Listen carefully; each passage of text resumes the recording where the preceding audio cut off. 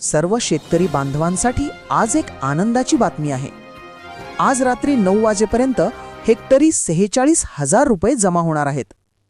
हे तालुके आणि गावे पात्र असून महसूल मंडळाचा पीक विम्यासंदर्भातील मोठा निर्णय जाहीर झाला आहे।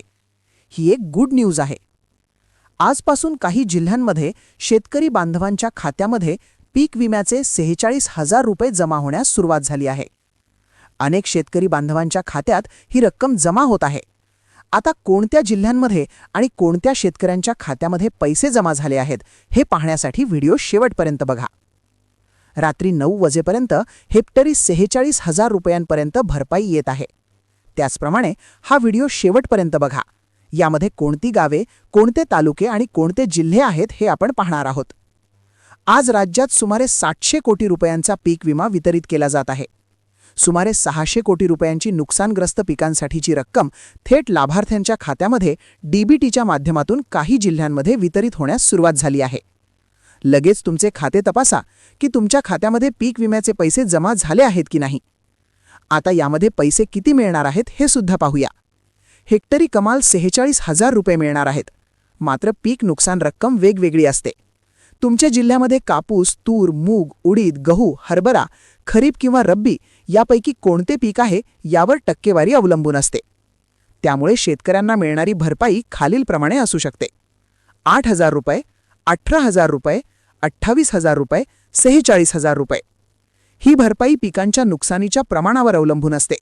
ज्यांचे नुकसान जास्त आहे त्यांना भरपाई जास्त दिली जाते। या योजनेअंतर्गत पात्र पिके अशी आहेत: सोयाबीन, कापूस, तूर, मूग, उडीद, बाजरी, ज्वारी या पिकांसाठी हेक्टरी 46,000 रुपये पीक विम्याची रक्कम खात्यामध्ये जमा होत आहे। अतिवृष्टी, पावसाचा खंड, पूर, चक्रीवादळ किंवा कीड रोगामुळे पिकांचे नुकसान झाल्यास त्यासाठी ही भरपाई दिली जात आहे। आता कोण पात्र ठरणार नाही हे देखील समजून घेऊया। ज्यांनी पीक विमा भरलेला नाही त्यांना ही रक्कम मिळणार नाही। ज्यांचे आधार लिंक खाते नाही, सातबाड्यावर पिकाची नोंद नाही किंवा ई पीक पाहणी केलेली नाही अशा शेतकऱ्यांना पैसे मिळणार नाहीत। ई पीक पाहणी केलेली असल्यासच ही रक्कम खात्यामध्ये जमा होईल। तसेच पिकाच्या नुकसानीची तक्रार करणेही आवश्यक आहे।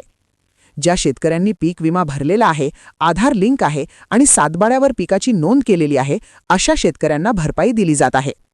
गाव तालुक्यांची यादी टप्प्याटप्प्याने जाहीर होत आहे। सर्वांच्या खात्यात एकाच वेळी पैसे येत नाहीत। काही जिल्हे आणि तालुके अद्याप पेंडिंग आहेत। उर्वरित जिल्ह्यांमध्ये कधीपर्यंत पैसे येणार आहेत हे सुद्धा आपण पाहणार आहोत। CSC पोर्टल, बँक खाते, क्रॉप इन्शुरन्स पोर्टल किंवा कृषी सहाय्यकांकडून तुम्ही तपासू शकता की तुमच्या खात्यामध्ये पीक विम्याचे पैसे जमा झाले आहेत की नाही।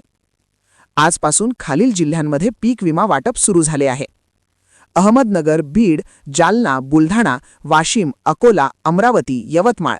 नांदेड, हिंगोली, यवतमाळ, अमरावती, अकोला, वाशिम, बुलढाणा, जालना, बीड, अहमदनगर, धाराशिव या जिल्ह्यांमध्ये रखडलेला पीक विमा आता मिळण्यास सुरुवात झाली आहे। ज्या शेतकऱ्यांना पीक विमा मिळालेला नसेल त्यांनी 1447 या हेल्पलाईन नंबरवर कॉल करून तक्रार नोंदवू शकतात। आता पेंडिंग जिल्हे असे आहेत: छत्रपती संभाजीनगर, लातूर, सोलापूर, सांगली, सातारा, कोल्हापूर, पुणे, नाशिक, जळगाव, धुळे, नंदुरबार, रत्नागिरी, सिंधुदुर्ग। या जिल्ह्यांमध्ये 3 ते 60 कधीकधी 8 दिवसांचा कालावधी लागू शकतो। आजपासून 2024-25 मधील अतिवृष्टी, पावसाचा खंड, पूर किंवा उत्पन्नात घट झालेल्या शेतकऱ्यांच्या खात्यामध्ये प्रधानमंत्री पीक विमा योजनेअंतर्गत 7 ते 10 दिवसांच्या आत रक्कम जमा होणार आहे। ज्यांनी पीक विमा भरलेला नाही, सातबाऱ्यावर पिकाची नोंद नाही, आधार लिंक नाही किंवा पीक क्लेम केलेला नाही अशा शेतकऱ्यांना पैसे मिळणार नाहीत। त्यामुळे डीबीटी लिंक, CSC सेंटरवर जाऊन तपासणी करा आणि गरज असल्यास 1447 या हेल्पलाईनवर संपर्क साधा। लगेच तुमचे खाते तपासा की तुमच्या खात्यामध्ये पीक विम्याचे पैसे जमा झाले आहेत की नाही। चॅनलला सबस्क्राईब करा, बेल आयकॉन दाबा। जय हिंद, जय महाराष्ट्र।